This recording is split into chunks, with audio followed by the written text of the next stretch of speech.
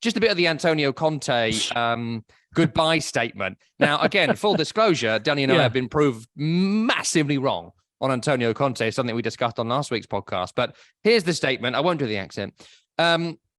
Football is passion. Isn't that the character from Ted Lasso? Football is life. Football is passion. I would like to deeply thank everyone at Spurs, that's caps, who appreciated and shared my passion and my intense way of living football as a coach. Ugh.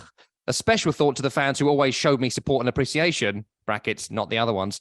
It's been unforgettable to hear them singing my name. Our journey together has ended. I wish you all the best for the future, Antonio. Antonio Conte is so classless. I really struggled with reading this statement, this horrid saccharine kind of PR job he's done here, because never has a man wanted to get out of a contract after signing it quicker than Antonio Conte. From the Burnley meltdown to his recent meltdown after the Southampton game, have we actually scanned him to see if his gallbladder is missing? I don't know. That last one was a joke, but he just didn't want to be there. He regretted taking the job. He regretted signing the contract, but was in it for 20 million, 15 million plus whatever it was in the first half year. Was desperate to get out of it. And he never respected Tottenham Hotspur as a club. And for all the kind of grief I might give Spurs fans and whatnot, they are one of the great clubs of English football, one of the great names of English football, one of the great names of European football, frankly. And they have been, I think, taken for mugs by Antonio Conte and the way he's treated the club, the football that he's played, the way he's treated their supporters and their players. And I just think this statement, it doesn't ring true. To have said that last week than to say that this week, I don't think he ever respected Tottenham Hotspur. I know we'll do this longer another time, Danny, but I just read it and I just thought, sod off. Yeah. What's the total amount that Tottenham have paid off their managers? I had this. Do you want me to read this? Since AVB, it was like 64 million, right? So Villas Boas 4.5 million, Tim Sherwood nothing, Maurizio Pochettino 12.5 million, Mourinho 20 million, Nuno Espirito Santo 14 million, Antonio Conte 4 million, a grand total of 55 million pounds. So I was off by 9. Damn it, my math.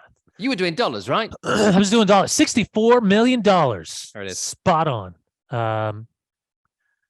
Where do we start? We got 2 minutes, so do it quick. The managerial appointment made sense for all the right reasons. The choice by Antonio Conte to take over Tottenham was a curious one, only because we knew what his expectations were. Yeah. And the deliverables, whether promised or not, did not end up coming there. He got players, make no mistake about it. As much as he might want to moan about not having players, he had players. He maybe just didn't have the players that he wanted. He probably got some players he didn't want. Jed Spence and guys like that. The reality is he's got his style of play. He's got a system. He's got an identity, and it works. And it doesn't always work, but it works. But the moment that there, at least it feels this way from the outside looking in, the moment that there feels like there was a promise that was undelivered, things start to go sideways. And it starts to unravel. And as that ball unfurls, so does his mind. And my question would be, as we look back, did he make them better?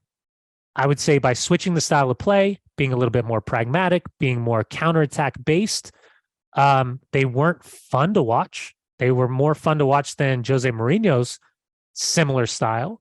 Were they? They got forward with a little bit more reckless abandon than they did underneath Jose Mourinho. They looked a little bit more stable than they looked underneath Jose Mourinho, but they didn't come anywhere close to winning a trophy. And qualifying for Champions League is an important factor, but we expected them to qualify for Champions League. And I think we all thought that Antonio Conte, because of his energy and his accountability on the sideline, was going to take them to the next level. And ultimately they didn't. So I agree with you. You take money out of the conversation, I think this relationship would have unraveled a long time ago. But it's always about money. Don't be stupid. Antonio Conte signed for the money because he had nothing else going on and was like, I can do 18 months at where? Tottenham. Never heard of them. But I can earn £20 million by doing it. Absolutely. It's why people go to Saudi Arabia for sporting events. It isn't for the history.